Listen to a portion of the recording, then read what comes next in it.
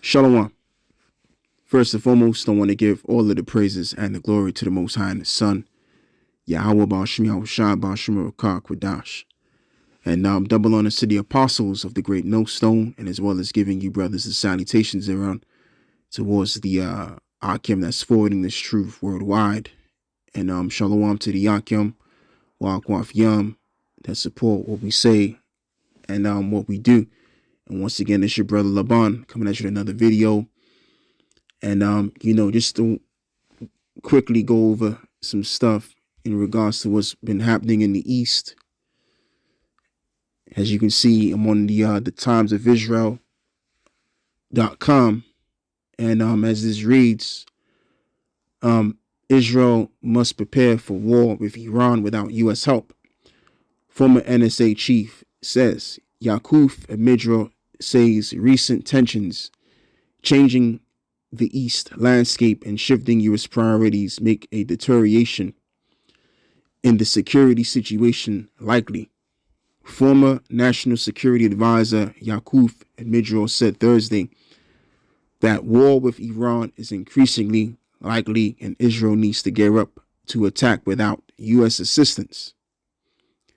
We need to prepare for war. It's possible that we will reach a point where we have to attack Iran even without American assistance. Amidror, a hawkish former general who served as the National Security Council chief under Prime Minister Benjamin Netanyahu in 2011 to 2013, said in an interview with Radio 103 FM. Amidror was discussing a flare-up over the Passover holiday that saw rockets fired at Israel from Gaza, Lebanon, and Syria by groups largely seen as Iranian proxies. Iran is more sure of itself. It has managed to sign a number of agreements with Arab states. The world is starting to look different, he said, referring to the recent agreement via the UAE and Saudi Arabia to restore diplomatic ties with Tehran. With all of that, the chances of a security deterioration are greater, Amidror said. He also questioned the U.S. commitment to Israel's security. America is not the same America in terms of its presence, and the Iranians see that. The U.S. has much greater problems in the Middle East. The world looks at Israel differently, he said. So I'm going to stop right there, and with my understanding, I'm going to, break this down and what he means by all of this. Now, obviously, he mentions about the deterioration of the security and all of this, right? But I just want to go into speaking about how and why he says the world is looking a lot differently. And in this case, the world in the East, because what Iran is doing deals with, the Arab states, as well as, of course, the UAE and the Saudis and all of that. And as it reads to restore diplomatic ties with Tehran. All right. And then, there's another article on how Iran is getting together with Lebanon and the Syrians with, if I'm correct, with Hamas and the likes. So what I want to do is I want to get to the scriptures. We're going to read a few scriptures and then I'm going to get back to the article. So, this reads Revelations 9, and we're going to begin by reading, verse 13. We'll start from here. And the sixth angel sounded and heard a voice from the four horns of the golden altar, which is before the Most High, which the sixth angel is an angel that's going to be more speaking about the third woe. And here we have it right here in verse 14. Saying to the sixth angel which had the trumpet, loose the four angels which are bound in the great rivers Euphrates, which the great rivers Euphrates, as it is known as the river of the East. And the river stems from Turkey all the way down to Kuwait. So basically within that region of the East, or should I say, or as the world would say, Asia in this case, The angels are doing as they may and manipulating the minds of men to prepare themselves, or to prepare these men for that great day and that time, as we're closely approaching, as it is also read in verse 15, as I will read. And the four angels were loosed, which were prepared for an hour and a day and a month and a year for to slay the third part of men. And just by reading this right here shows you that the angels are the ones that's going to be influencing men, as it is written that man's goings of the Lord. So how do the Lord control men? By his angels, by his little powers. Okay. And that's how he's going to allow these nations to get busy. It ain't gonna just be by the will of these men. It's gonna be by the will of him through the angels that's gonna allow this to go down. Okay. And the four angels were loosed, which were prepared for an hour and a day and a month and a year for to slay the third part of men. And you have three branches of men, as well as you have, as you did in the beginning, during the time of the book of Genesis, you had the sons of God. You had the sons of men, which are the nations, which the Lord did not establish the covenant with, which are back here today in the reincarnation.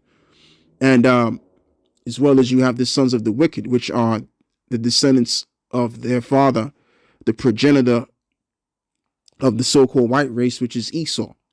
Okay, they're the sons of the wicked. So let's read Ecclesiastes 3 and verse 1. To everything there is a season and a time to every purpose under the heaven. Let's skip down and read verse 3. A time to kill and a time to heal, and a time to break down and a time to build up. So we're closely approaching that time where the Heavenly Father is going to let these angels do what they do best, especially the angels surrounding the great rivers Euphrates, to influence men in that region to fight and to destroy themselves, therefore leading up to the destruction of Babylon the Great. Okay. And it's all going to be as an domino effect. Whatever happens in the east, because that's where it's all going to brew up anyway. And it's going to spark an effect elsewhere within the west, because that's the Lord does. The Lord does everything in order. And as well as we know that, things start from the right and then it makes its way to the west, as well as, when you write in the Hebrew, the official language of the planet, and as well as the heavens, you start from the right to the left. But in the West, we've been brought up and conditioned to start everything from the left-hand side and end to the right-hand side, So let's read some more on this. So this reads, and the four angels were loosed, which were prepared for an hour and a day and a month and a year for to slay the third part of men. And the number of the army of the horsemen were 200,000. And I heard the number of them. And, some have said that within Israel that this is referring to the angels. Now, this is not referring to the angels. This is referring to the nukes, because in every warhead, because you have thousands and thousands of warheads that's possessed by these nations, man, that are going to be ready to be put to use. And within one nuke, within one warhead, you have many nukes in there. So if you were to basically put all of those nukes together, it's gonna be about that much, as well as the has what has been revealed. This is why John the Revelator is bringing it out and saying that the number of the army of the horsemen were 200,000, and I heard the number of them. All right, so it's around about that amount of missiles which will be shot forth, and they're gonna do damage. Verse 17. And thus I saw the horses in the vision, and them that sat on them, having the breastplates of fire. Now, what is a breastplate? A breastplate is what those Roman men used to wear back 2,000 years ago. And it was made out of iron, of course. All right. So John the Revelator is saying that, I'm going to read it again. And thus I saw, as he saw it, the horses in the vision, and them that sat on them, having the breastplates of fire and of jacinth and brimstone. And the heads of the horses were as the heads of lions, and out of their mouth issued fire and smoke and brimstones. And the horse is obviously symbolic of power. Now, in the as well as always in the case of the ancient world, um, whatever nation that you saw riding on horses, that was the nation that was basically in a very fortunate position or in power. All right. And this is why nowadays your cars, which the term car goes back to the word chariot, the power of the car, they use what? The term horse. And they connected with the word power. You have the term horsepower. Because back in the ancient world, what you had, and this world is not too long ago either. Like I would say about maybe 120 plus years ago, or the later 1800s. What did you have? You had carriages that were pulled by horses. All right. So nowadays, what pulls the car? The engine. You don't need a horse to pull the carriage. Your modern day carriages or your chariots are being pushed by engines now. And they call the power of the engine horsepower. Like I said. Okay. So anyway, let me read this again. And the number of the army of the horsemen were 200,000. And I heard the number of them. And thus I saw, this is what I should have really read. Let me read verse 17 again. And thus I saw the horses in a vision, and them that sat on them having the breastplates of fire and of ginseng, because what's going to be within these breastplates? Fire and of ginseng and brimstone. And by the way, when you go and read the story on how Sodom and Gomorrah was destroyed, what you're going to see is how it was destroyed, of course, when you read it. And you had the brimstones that came down to pelt the cities to nothing. And that was the judgment of Sodom and Gomorrah. So because America is doing what those of Sodom and Gomorrah did, they're going to receive the Sodom and Gomorrah treatment. But in this case, the modern day brimstones, in ancient times, you had the brimstones which pelted that place, and the brimstones which is going to pelt America. The second Sodom and Gomorrah is going to be those missiles. So they're going to get the effect of Sodom and Gomorrah because they're doing the same and pushing the same philosophies as what they were pushing. Okay. The heads of the horses were as the heads of lions, and out of their mouths issued fire, smoke, and brimstone. And when you look at the missile from the head of it, let's just say you're standing on the earth. If you're standing below and you see the missiles coming from above and you see the head of it, what are you going to see behind the missile? As you see the head of the missile, you're going to see the thrust. So this is why he said they appeared as the heads of lions. Because doesn't a male lion have its mane? When you look at a male lion, it has a mane. So it's like the missile had a mane behind it. From the understanding. All right. So out of their mouths issued fire, smoke, and brimstone. So therefore, just to basically put it, it's talking about the missiles, man. And the missiles are going to do damage when they hit ground zero.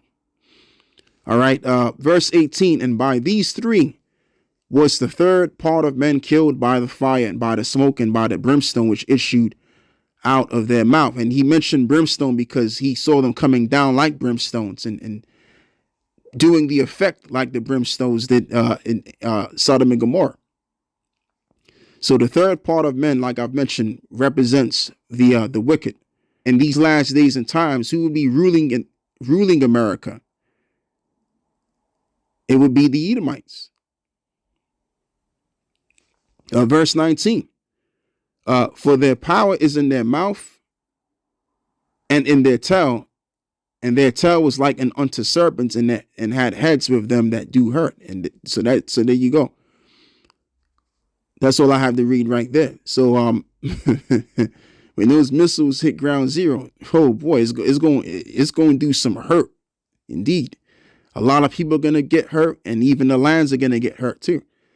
And all of this is what the angels are responsible for. The four angels that are within the great rivers Euphrates. So they're going to start all of this drama when the time is right.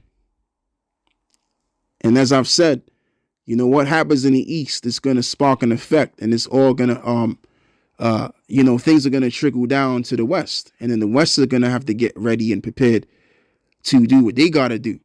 Okay, as it is also written that the least of the flock shall draw them out. The Israelis are going to bring America to fight and to react and respond. And then Russia's going to get in as well to defend their ally, which is Iran in this case.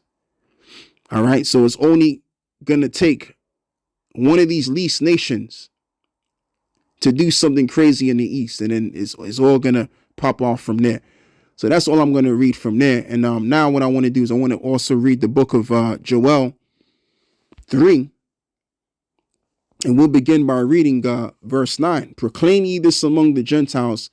Prepare war, wake up the mighty men, and let all of the men of war draw near, and let them come up. And that's why he's saying what he's saying. Oh, we have to prepare for war. This is a former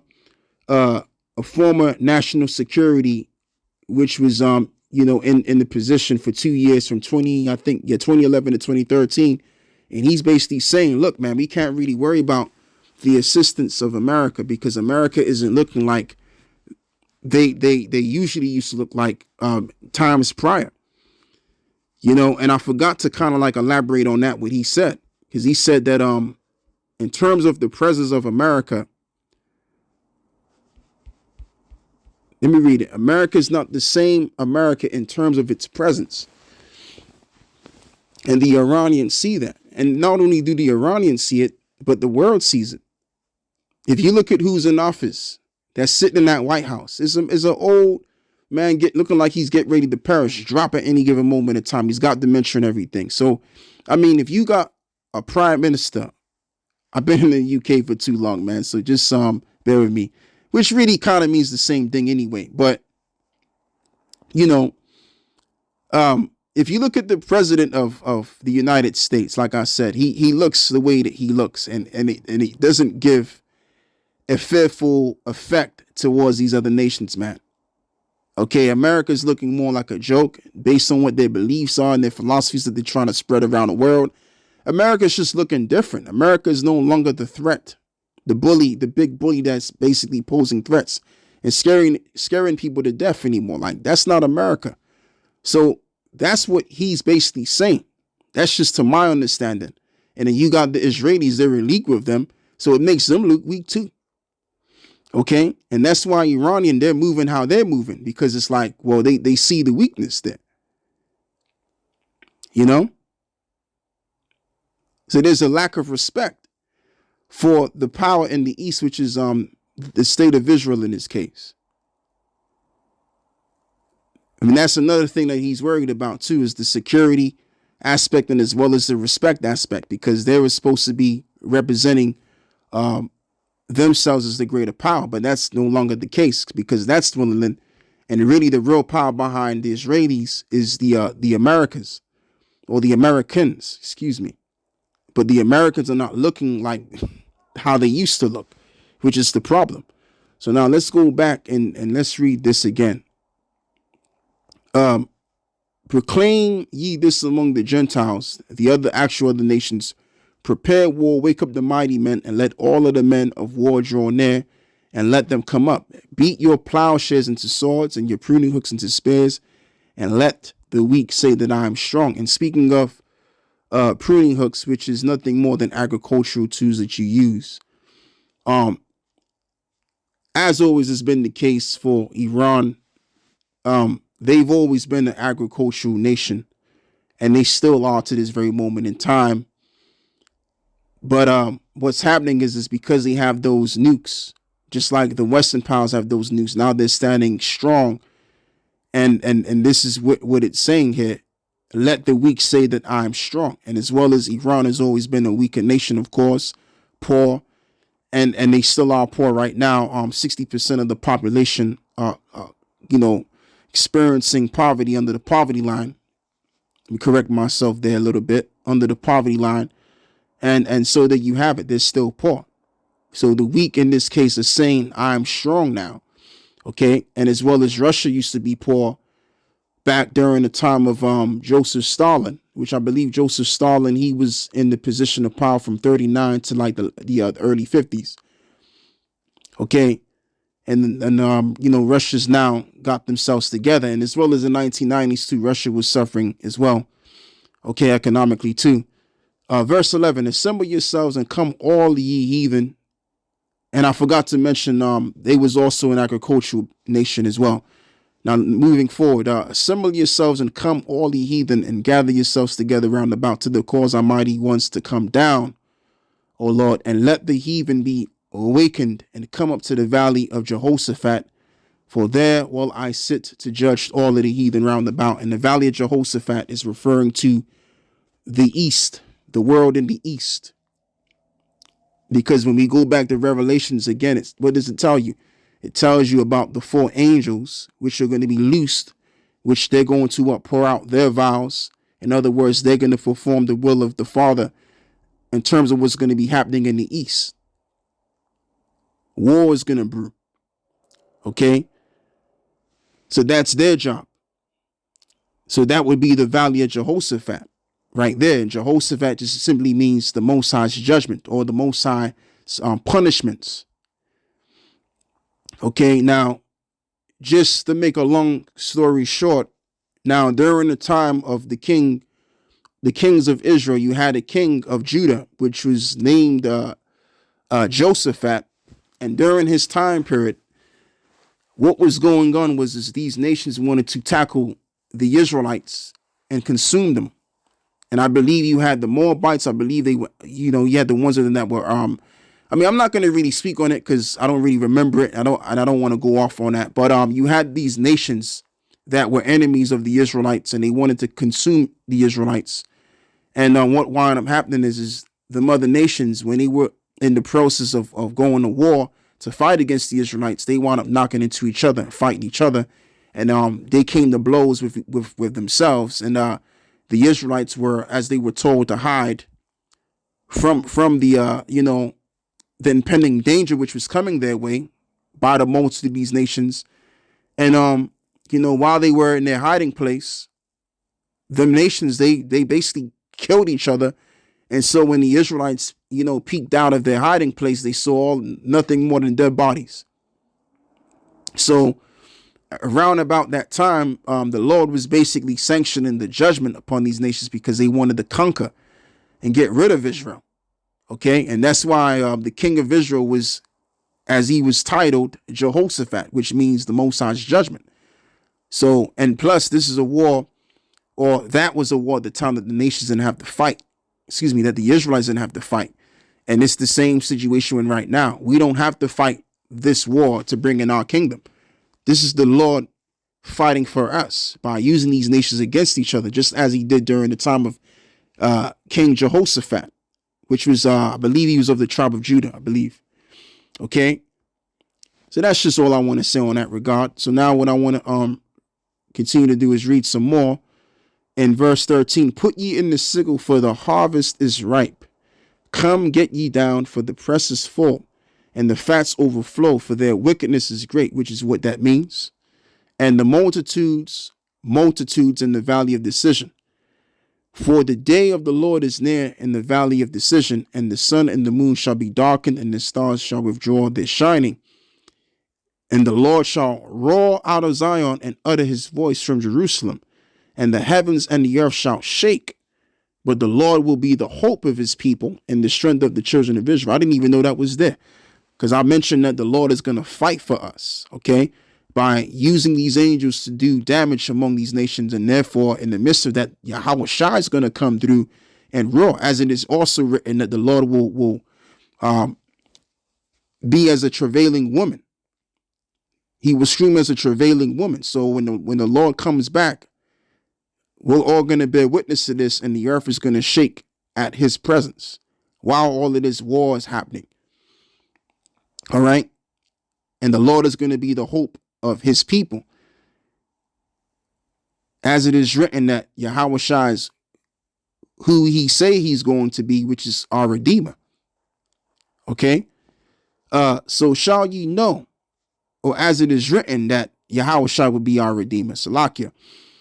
So shall you know that I am the Lord your power, dwelling in Zion, my holy mountain, and then shall Jerusalem be holy, and there shall be no strangers pass through her anymore. So in other words, we're not going to be conquered.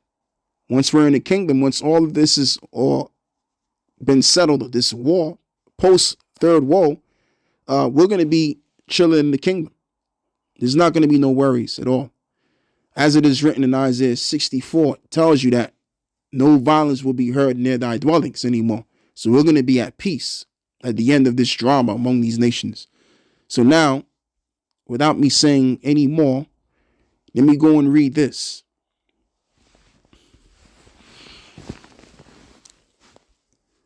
Iran working with Hamas, Hezbollah to attack Israeli targets, report. Sources say Ismail Qur'ani, leader of Iran's Quad Force, recently met with leaders of Hamas, Hezbollah, and the Palestinian Islamic Jihad, and a top Iranian official has reportedly begun to rally allies across the Middle East to launch a fresh wave of attacks on Israeli targets, marking a new phase of a protracted shadow war between the regional rivals. According to the anonymous sources familiar with the developments cited by the Wall Street Journal, Ismail Qur'ani, leader of the Islamic Revolutionary Guard Quds Force, has met with a series of military leaders across the region in recent weeks, including some in Syria and Iraq. And the paramilitary Quad Forces handles activities abroad from the IRGC, including unconventional warfare and intelligence gathering. Qur'ani was in Lebanon last week as well, where he met with the leaders of Gaza's Hamas and Palestinian Islamic jihadists and Lebanon Hezbollah terror movements at the Iranian embassy in Beirut, and this source is told the Wall Street Journal. So yeah, it's just reiterating the point that this individual Qur'ani is linking up with these different military units within the East to basically substantiate their power in regards to going up against Israel, because Israel's acting up. And they see all of this going down. And so, yeah, anyway, this individual here, Yaacov Amidror, says, once again, that we got to react and respond. We can't worry about America because look what Iran's doing. Iran's doing what they're doing and making Israel feel uncomfortable now. All right. So this is what we got to be paying more attention to. We got to be, like, when it concerns matters of war. Now, I mean, don't get me wrong. Like, you can still kind of pay attention to what's going on in Ukraine. But this war is really going to start in the East, man. And just to mention as well, I forgot to bring this out, because we understand that we're going to hear wars and rumors of wars, right? So let me read this. And ye shall hear of wars and rumors of wars, seeing that ye be not troubled. For all these things must come to pass, but the end is not yet. And the reason why the end will not be yet, because there's other prophecies that have to follow through. I'll be right back. So yeah, like I was saying, prophecies like Jacob's trouble has to come in effect. And as well as the most important prophecy of them all, which is the mark of the beast. That has to come in effect. So nothing's going to happen until these prophecies come into effect, as I've said. And once these prophecies come into effect, then these prophecies are going to open the doors for this to come. The war among these nations, which is going to bring in the Lord's return in the midst, as I just showed you in the book of Joel, the third chapter.